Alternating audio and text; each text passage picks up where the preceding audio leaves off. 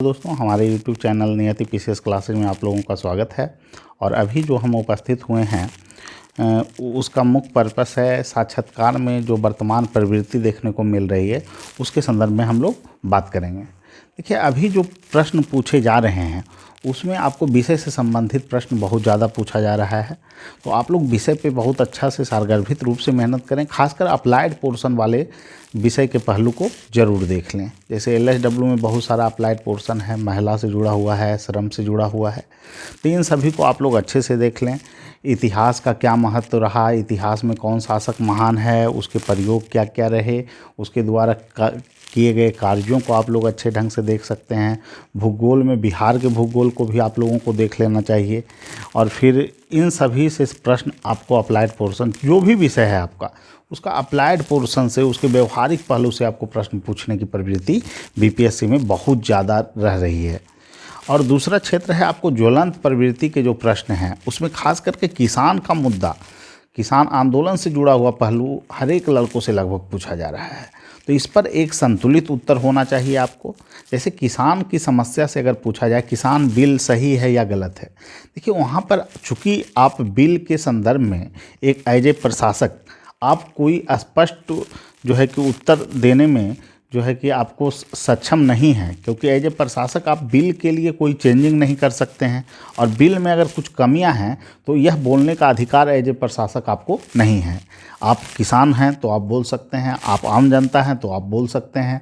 आप इसीलिए मैं आपको सलाह देता हूं कि कभी भी बिल की कमियों का आप उल्लेख उस रूप में नहीं करें कि बिल खराब है।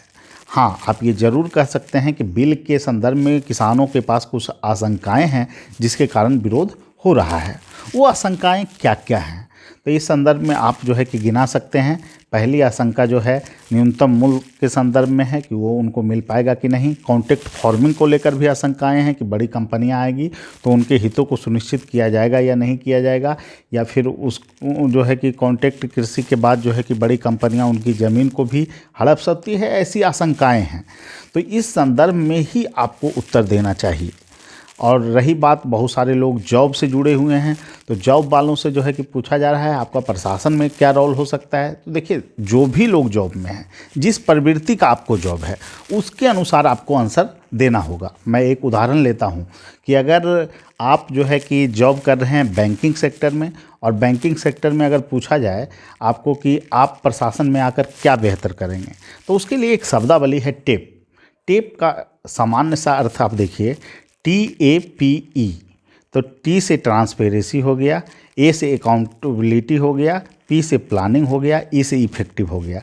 आप बोलिए कि ये सभी क्षमता हमारे पास है, इसलिए हम प्रशासन में आने के बाद बेहतर कर सकते हैं। और अगर पूछा जाए आपको कि एक प्रशासक में कौन कौन से गुण होने चाहिए, तो इसमें जो है कि आप देखिए दो तरह से आप उत्तर इसका दे सकते हैं।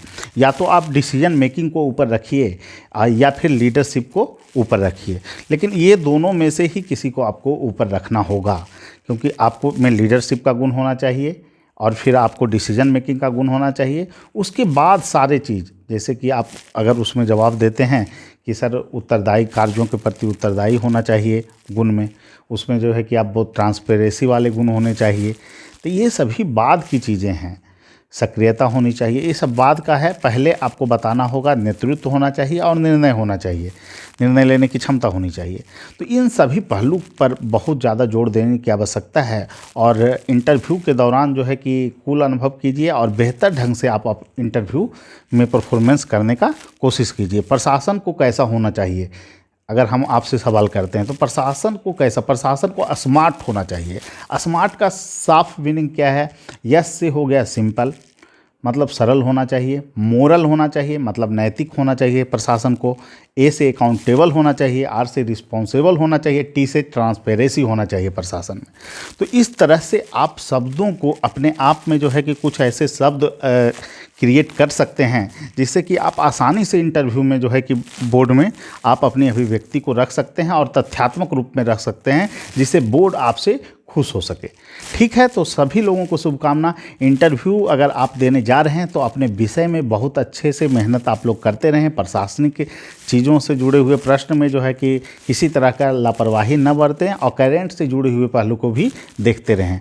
और ख़ास करके एक बात मैं और कहना चाहूँगा कि बहुत बार पूछा जा रहा है कि आप कौन सा पेपर पढ़ के आए हैं और जो है कि आपको उसके संपादक कौन हैं, तो इन सभी पहलू को आप लोग अच्छे ढंग से देख लें। ठीक है, फिर मिलेंगे हम अगले वीडियो में। और जो भी लोग साक्षात्कार दे रहे हैं उनको हमारी तरफ से शुभकामना। अगर हमारे यहाँ आप साक्षात्कार देना चाहते हैं तो आप 7004291557 पे फ़ोन कर सकते हैं, हम आपके साथ हैं। ठीक है, सभी लोगों को धन्यवाद, शुभकामना।